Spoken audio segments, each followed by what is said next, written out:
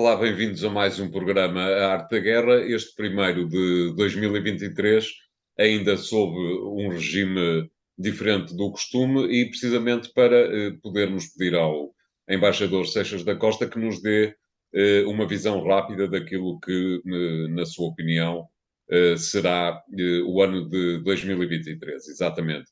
Começávamos, inevitavelmente, pela guerra. Embaixador, como é que lhe parece que neste mar de incertezas, obviamente, não vou cometer o disparate de lhe perguntar se acha que a guerra vai acabar ou deixar de acabar, como é que acha que vai evoluir a guerra ao longo do ano de 2023? Os especialistas militares não são unânimes relativamente ao modo como o inverno vai influenciar esta guerra. Certo. E, portanto, não há certeza sobre se haverá, tendo em conta as condições climáticas terríveis que se atravessam ali naquele território da Ucrânia, se haverá uma paragem das hostilidades ou tendo em conta em particular que muito daquilo que é esta guerra é feita à distância e é feita por mísseis portanto, isso não depende necessariamente do avanço de tropas. E, portanto, não há certeza sobre o modo como esta guerra vai evoluir.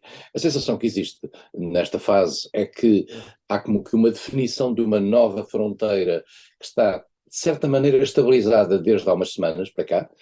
E a grande questão está em saber se, em primeiro lugar, se a leste a Rússia consegue, apesar de ter tentado alguns avanços na zona do Donbass, consegue ou não tomar localidades tão paradigmáticas como Bakhmut, ou se os ucranianos são capazes, com base, apoiados naquilo que é a estrutura militar que criaram ao longo destes meses e que os países ocidentais estão a reforçar cada vez mais, conseguem não apenas evitar isso, como eventualmente avançar um pouco mais. Por outro lado, no sul, há uma fronteira natural criada pelo rio da Dnieper, que está neste momento a funcionar como uma fronteira de avanço ucraniano na reocupação das zonas ocupadas e de limite para os russos que aparentemente estarão a blindar-se naquela zona. A nova realidade que tem ocorrido nas últimas semanas e que pode ter algum impacto no futuro é a circunstância dos ucranianos terem mostrado capacidade para atuar em zonas russas. Atuam naturalmente em zonas de territórios ocupados da Ucrânia, onde aliás provocaram há poucos dias aquilo que terá sido o maior desastre que as tropas russas tiveram até hoje, uma espécie de uma escola de formação no Donbass, onde morreram, e a leitura divide-se, os russos falam em 60 e tal pessoas, os ucranianos dizem 400 e tal pessoas, nunca sabemos onde é que está a verdade nestes factos, porque, como nós dissemos desde o início, a verdade é a primeira vítima desta guerra, portanto não vale a pena acreditar em ninguém em matéria de números, independentemente da simpatia que se possa ter. E a questão está em saber se os ucranianos continuarão a fazer esse tipo de ataques e, em particular, se continuarão a fazer ataques dentro do território russo normal, do território da Federação Russa, mesmo daquele que é reconhecido internacionalmente. Ao que parece, alguns aliados, em particular os Estados Unidos, que é quem importa nesta matéria, não ficarão muito contentes por ver a Ucrânia atuar dentro do território da Rússia, porque isso pode facilmente levar a uma escalada. E não é por acaso que os ucranianos não reclamam muito dessas ações e nunca dizem que são eles a fazê-las, mas obviamente que o são, porque não querem desagradar aos seus amigos ocidentais que têm uma leitura diferente sobre aquilo que devia ser o comportamento da Ucrânia relativamente ao território russo. O que é que isto poderá dar? Não sabemos. E não sabemos em particular em que medida é que as estruturas que a Rússia está a procurar reforçar em matéria das suas forças armadas são capazes ou não de levar uma nova ofensiva. Fala-se que em 2023, neste ano que já estamos, 2023, haveria uma possibilidade de uma nova ofensiva, em particular pelo norte. Fala-se muito nesta história da utilização do território da Bielorrússia como testa de ponte para um novo ataque. Resta saber se a Rússia tem capacidade para isso, resta saber se a Ucrânia não terá, hoje em dia, já uma capacidade de defesa que permitirá, enfim, travar essas ofensivas russas. A sensação que se tem, mas esta é a minha opinião pessoal, é que esta guerra durará enquanto os americanos quiserem. A determinação ucraniana é total e isso é muito interessante de ver como é que um país se conseguiu mobilizar completamente para a guerra e consegue, não obstante as profundas baixas que tem tido, uma dinâmica de entusiasmo nacionalista muito forte. Resta saber é se os ocidentais, os países, e os Estados Unidos em particular, mas a União Europeia em termos de fornecimento de algum material militar, mas muito mais de apoio financeiro e tentativa de abafamento da Rússia através de sanções, será capaz de ajudar a Ucrânia a uma retomada do seu território. Eu diria que está tudo em aberto para este ano. A possibilidade de haver algum cessar-fogo é limitada, porque um cessar-fogo, vale a pena lembrá-lo, é muito bonito do seu ponto de vista da paz, do seu ponto de vista do fim das hostilidades, suspensão das hostilidades, mas um cessar-fogo pressupõe que as posições em que os países, os dois lados estão, se mantivessem. Isto é, um cessar-fogo é feito com base nas posições no terreno. Ora, se essas posições no terreno não forem aceitas por um dos lados, e provavelmente não são aceitos pelos dois neste momento, dado que a Rússia ainda tem algumas ambições, nomeadamente em relação àquelas repúblicas que entretanto introduziu na sua própria federação, e a Ucrânia acha que tem capacidade de recuperar o território que perdeu, e mais do que isso, até se calhar de recuperar algum do território que perdeu em 2014, durante o conflito e o início deste conflito. Neste momento, digamos, o cessar-fogo é um bocadinho pouco plausível. Pode haver um cessar-fogo também sectorial, regional, mas isso também significaria um desequilíbrio, porque um cessar-fogo regional significaria a possibilidade de algumas forças serem relocalizadas para outras zonas, o que desbalancearia certas zonas. E, portanto, é uma guerra totalmente imprevisível, e volto a dizer, enquanto os Estados Unidos não disserem à Ucrânia que tem que fazer algum esforço e se mantiverem no apoio à Ucrânia e em particular na tentativa de esmagamento daquilo que é o avanço russo no território ucraniano, as coisas não terão evolução. E por isso vamos continuar numa guerra bastante mortífera, em que os russos estão, eu diria, à defensiva neste momento, tendo mais desgaste, mas muito mais desgaste do que aquele que tinham previsto no início da guerra. E muito provavelmente, se as coisas continuarem assim, e pelos sinais que vêm de Moscovo e dos discursos que vêm de Moscovo, a Rússia vai, pela primeira vez, perder o objetivo da chamada Operação Militar Especial de apoio às populações russas que viviam na Ucrânia, e vai entrar numa guerra alargada com a Ucrânia. Em que medida é que isto não poderá levar a uma escalada de envolvimento de outros países, nomeadamente alguns países NATO nesta matéria, esse é que é o problema. Outra questão que se tem colocado tem a ver com aquilo que a China poderá vir a fazer ao longo deste ano, nomeadamente porque há poucas semanas houve exercícios militares, um encontro militar entre a Rússia e a China.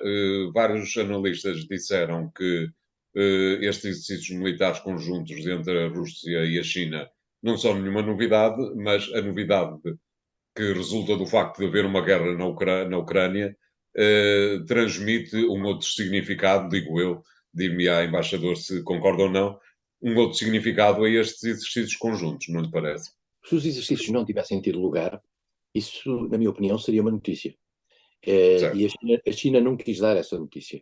Isto é, a China tem tido um envolvimento limitado na questão ucraniana. Volto a lembrar aquilo que sempre disse: a China nunca reconheceu a ocupação russa da Crimeia. A China nunca deu apoio militar à Rússia. A China tem dado apoio político, apoio estratégico e apoio comercial. Nós sabemos que as trocas comerciais entre a China e a Rússia aumentaram fortemente. A China não se considera vinculada às sanções que o mundo ocidental decidiu fazer à Rússia. A China não tem que seguir essas sanções são apenas para aqueles países que se sentem vinculados ao apoio à Ucrânia, e a China nunca disse que fazia o apoio à Ucrânia. A China tem tido uma linguagem com a Rússia, eu diria, de algum equívoco, de alguma ambiguidade, porque ao mesmo tempo apela à cessação dos conflitos, apela à paz, não quer deixar a Rússia sozinha na praia, claramente não quer deixar a Rússia, não quer ser vista como totalmente neutral, deixando a Rússia, digamos, isolada perante o mundo ocidental, e portanto considera que se há dois mundos, ela está do lado lá da Rússia, ela está do lado de lá com a Rússia. E por isso mesmo dá sinais de natureza política, mas não vai muito longe. Uma espécie de neutralidade colaborante com a Rússia, e a Rússia tem o mais possível tentado ter uma linguagem com a China acomodatícia, porque percebe que não pode perder a China.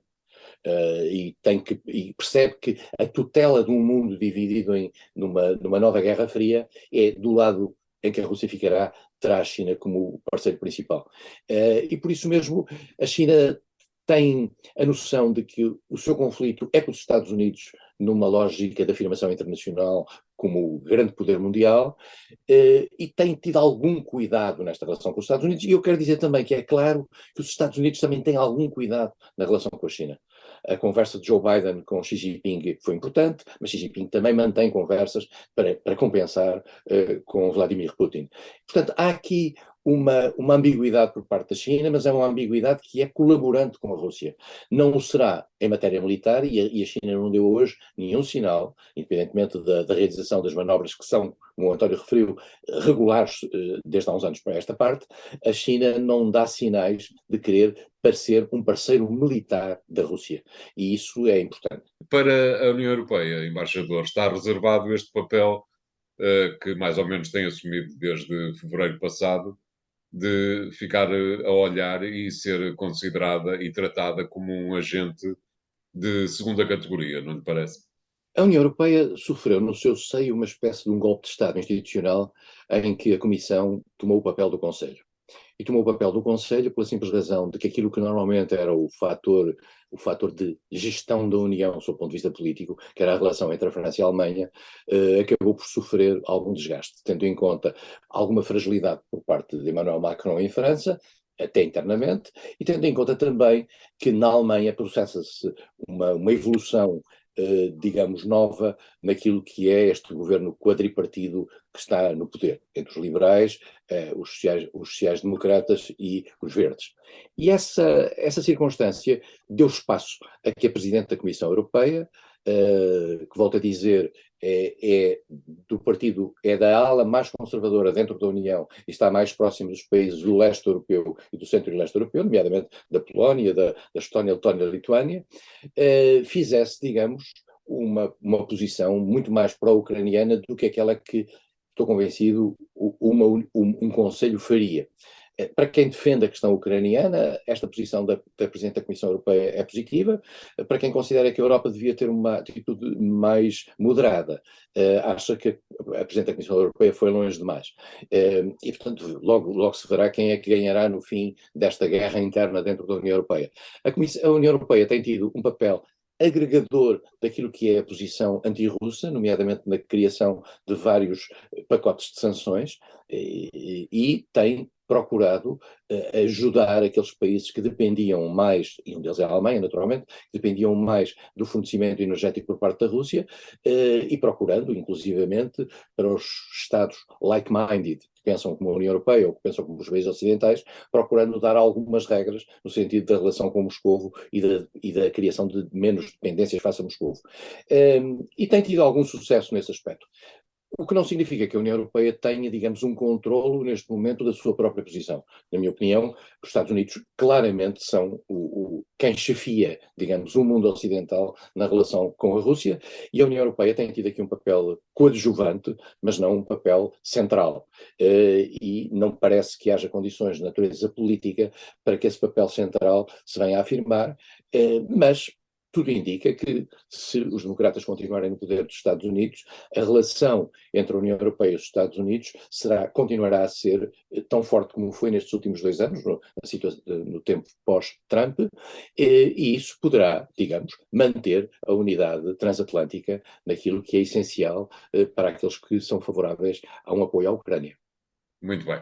Vamos fazer aqui o primeiro intervalo do programa de hoje. Voltamos já de seguida. Até lá.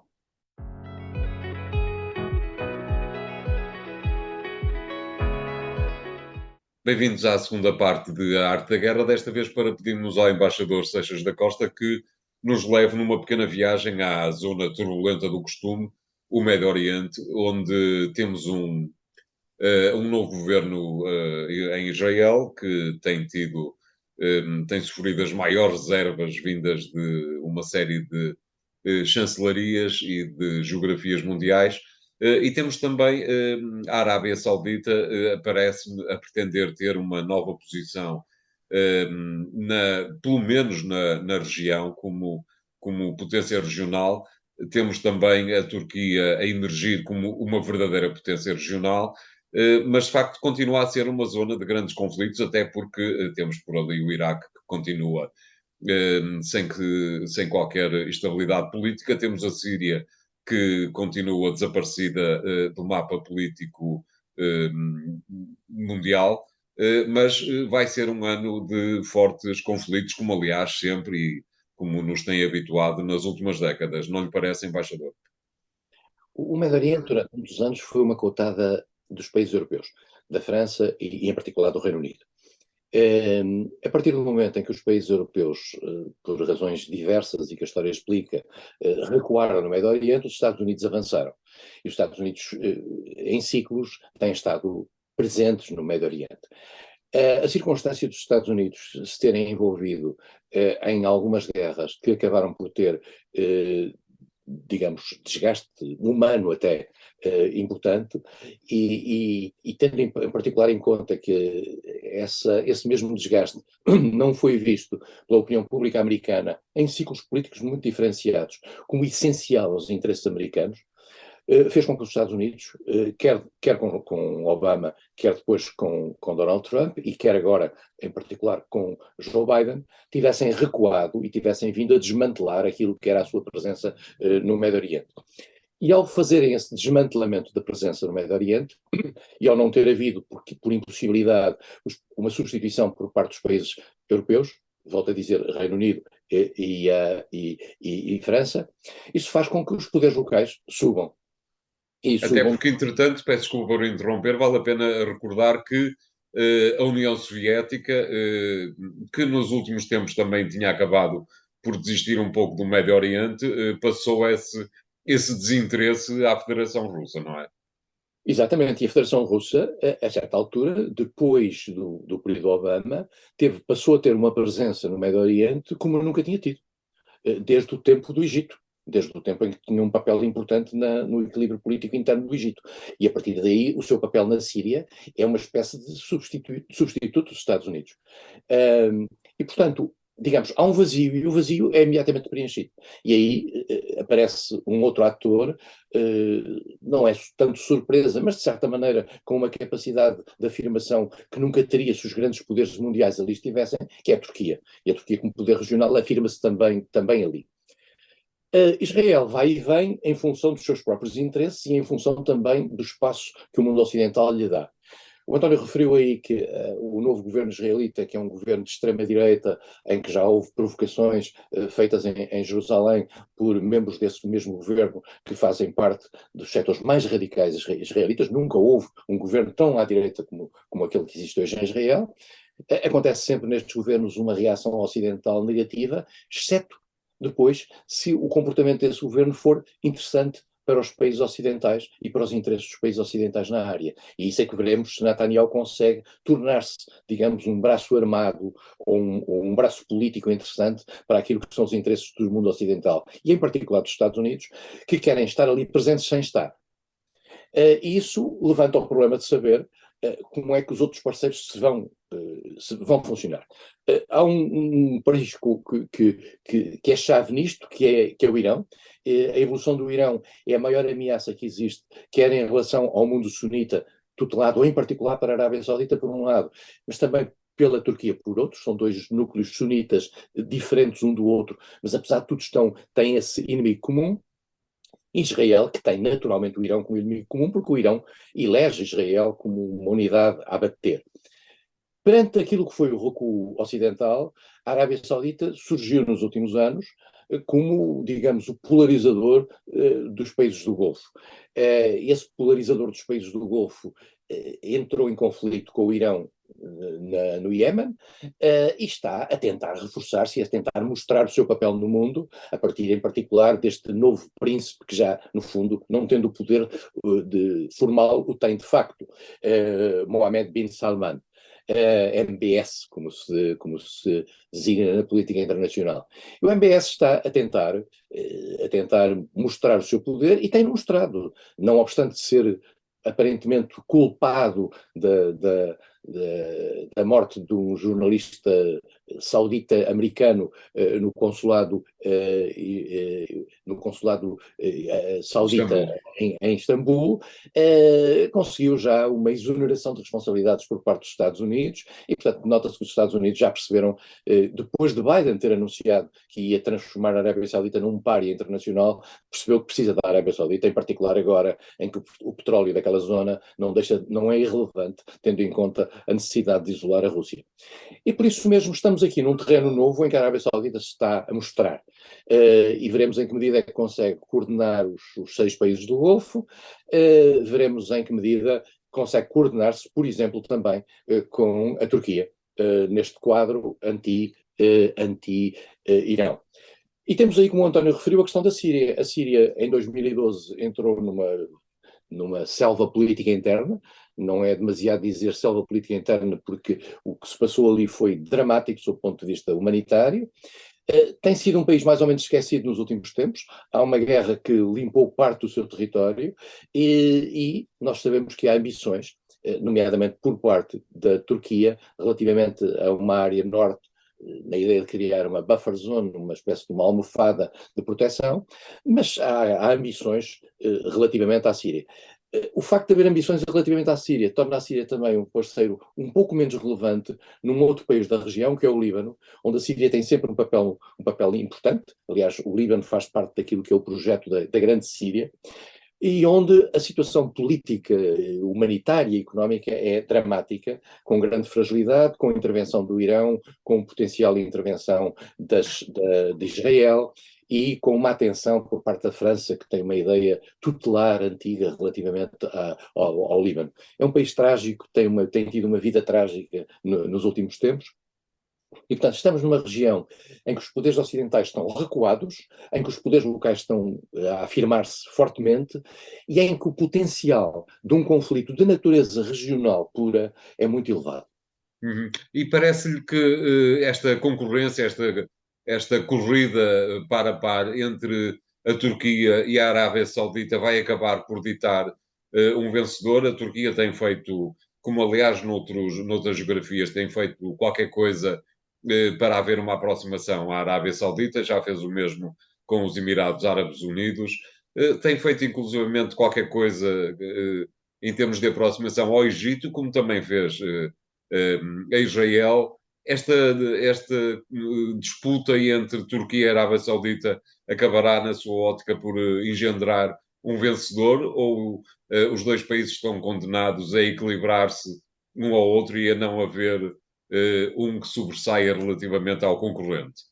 A Turquia e a Arábia Saudita tinham entre si, sendo embora países sunitas, tinham entre si um conflito grave, em particular relacionado com o apoio à Irmandade Muçulmana, que era feita pela Turquia no Egito e que era combatida pela Arábia Saudita.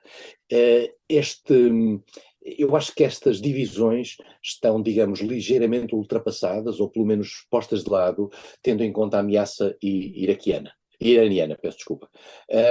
E aí acho que o potencial de conflitualidade entre as duas partes não é muito elevado. Até porque a Irmandade, entretanto, praticamente desapareceu do mapa egípcio, não é? Exatamente, e a Turquia, digamos, deixou de dar sinais de estar a utilizar essa arma de arremesso ali dentro. Veremos, até porque a Turquia também, por outro lado, deu alguns sinais de reaproximação a Israel. A relação entre a Turquia e Israel é ciclotímica, há momentos de aproximação, há momentos de rejeição, e veremos também em que medida é que o Irão consegue ainda utilizar o potencial que ainda tem para destabilizar, por exemplo, o Líbano através do Hezbollah, para dar apoio, claro, que o tem feito nos últimos tempos, curiosamente o Irão e também o Qatar, era uma coisa muito curiosa, ao Hamas, E o Hamas pode ter aqui uma ressurgência atendendo àquilo que é a radicalização do novo governo israelita.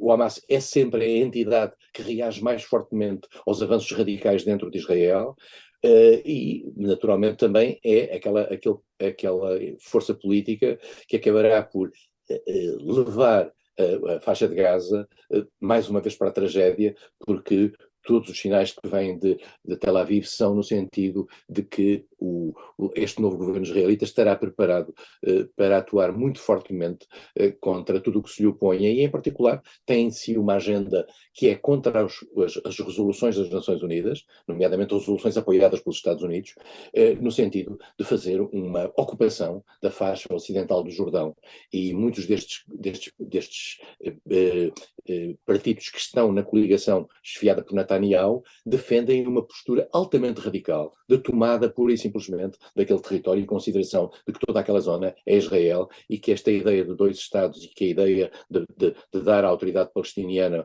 um conceito de proto-Estado não tem qualquer sentido. Evidentemente, para uma resposta muito rápida, evidentemente que 2023 ainda não será o ano em que haverá eleições na Cisjordânia e na faixa de Gaza, não lhe parece? António, eu tenho em atenção, eu devo dizer que eu não tenho grande complacência em relação aos regimes que não fazem eleições, mas tendo em atenção aquilo que são as ameaças que hoje se pairam sobre o mundo palestino, essa será com certeza a menor preocupação, porque Claro. tendo em atenção o facto de Israel incumprir sistematicamente com essas resoluções que lhe dizem respeito, dão, digamos, alguma legitimidade a um estado de exceção no passado. E já agora gostava de dizer o seguinte, tendo em conta aquilo que se passou nas Nações Unidas há dias. Há dias nas Nações Unidas foi aprovada uma resolução no sentido de que a autoridade a contestação que Israel faz à soberania do Palestina naqueles territórios fosse levada ao Tribunal Internacional de Justiça. A maioria da União Europeia votou contra essa pergunta ao Tribunal Internacional de Justiça. Portugal votou a favor dessa pergunta. Eu acho que isto só dignifica a política externa portuguesa. Claro. Muito bem, vamos fazer aqui o segundo intervalo do programa de hoje. Voltamos já de seguida. Até já.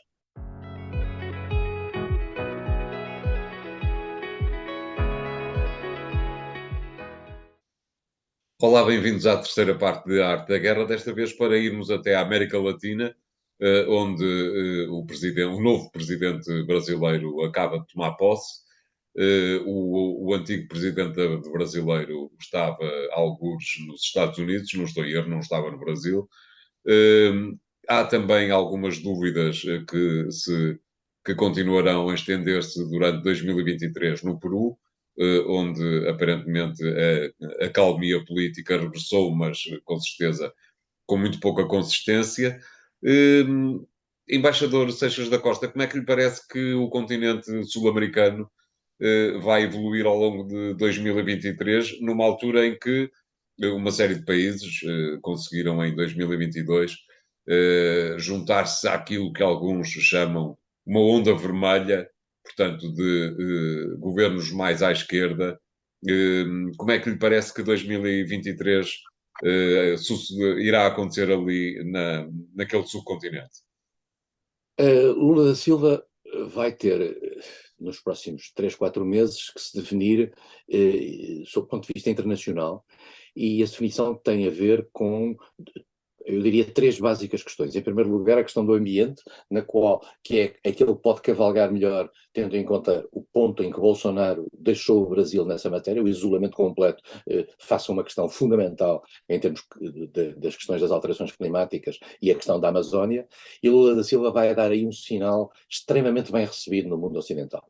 Isso pode, inclusivamente, ajudá-lo a desbloquear o acordo EU-Mercosul, que estava preso precisamente por essa questão. Embora nós saibamos que dentro da União Europeia há mais reticências escondidas por trás da posição francesa contra o acordo do EU-Mercosul, porque se a América Latina é muito proteccionista, a Europa não é menos. Lula vai ter a necessidade de se definir relativamente à questão da Ucrânia, e os Estados Unidos vão obrigar a isso. E Lula, a ambiguidade não paga numa altura destas em que há trincheiras de um lado e do outro. vai ser muito difícil. O Lula vai provavelmente, como já aqui falamos, tentar até eventualmente entrar numa mediação ou sugerir-se para uma mediação, sabendo a partir daqui que isso não tem condições, mas de qualquer maneira o gesto seria tudo. E depois há uma terceira dimensão, que é a dimensão da agregação sul-americana. Nós sabemos que Lula fez, durante os seus 2 primeiros mandatos, os 2 mandatos anteriores, da integração latino-americana, quer em relação ao Mercosul, quer em relação à Unasul, parte, digamos, era o ponto essencial da sua afirmação. Tem desta vez a possibilidade de trazer para essas dimensões, não necessariamente para o Mercosul, que é uma organização tecnicamente diferente, mas para a Unasul, ou para algo que possa parecer-se à Unasul, 2 países que estiveram afastados de tudo isso, que foi o Chile, com Boric, com um governo mais à esquerda, que no último ano falhou a possibilidade de fazer uma revisão constitucional, e com Gustavo Petro, na Colômbia, país que estava afastado desse processo e que se manteve sempre afastado desse processo, e mais do que isso, que se mantinha até de certa modo hostil ao resto da América Latina, que Lula nessa altura tutelava. Será possível? Será que há espaço para isso? Há quem diga que, tendo em conta a situação mundial, Lula trabalhar numa área, dar prioridade agora a uma área do subcontinente sul-americano, poderá eventualmente ter espaço para isso. Vamos ver. Eu não acredito muito que haja uma federação das esquerdas a nível da América Latina. Poderá haver um diálogo mais fácil. E nessas esquerdas, entre aspas, estará, por exemplo, o governo argentino, que nem sequer é muito de esquerda, é um governo que se opôs a um governo liberal radical, mas que hoje em dia é um governo peronista moderado. O governo colombiano, na sua composição variada, não é um governo demasiado à esquerda. O governo chileno, sendo bastante à esquerda, já percebeu que tem um parlamento complicado para gerir isso. Depois, a evolução da situação, como o António referiu, no Peru, não é no sentido de favorecer a evolução pela esquerda, pelo contrário, o parlamento, que é bastante mais conservador, conseguiu pôr fora o presidente Castillo, e agora vive num limbo até às próximas eleições. Depois a situação no Paraguai e no Uruguai é também ela própria mais complexa. A situação na Bolívia é estranha porque Morales saiu ano passado, há uma contestação interna, portanto as coisas não são totalmente claras. Claro. Na Venezuela vamos ver em que medida Lula consegue dar alguma mão a Maduro. Ajudado pelos Estados Unidos aqui, porque os Estados Unidos precisam do petróleo. De qualquer maneira, embaixador, permita-me que eu interrompa, exatamente na Venezuela houve alguns contactos entre o regime e a oposição. Parece-lhe que é um caminho que tem alguma possibilidade de ser desenvolvido? Não sei se Morales perceber que essa é a solução para sobreviver e para se manter no poder, pode fazê-lo. Mas a verdade é que a oposição dentro da Venezuela, ela própria não era flor que se cheira. Porque se Morales não é flor que se cheira, a oposição na Venezuela que existia era ela própria também extremamente duvidosa, mesmo à luz de muitas leituras ocidentais. Guaidó era visto numa certa altura como uma possibilidade de alteração institucional e que conseguia, de certa maneira, abafar os setores mais radicais da oposição. Guaidó estará fora do jogo neste momento, mas pode ser que Morales tenha a inteligência política, eventualmente ajudado por Lula, e até se calhar pelos americanos, de forma discreta, de conseguir fazer uma transição para algo que fosse palatável.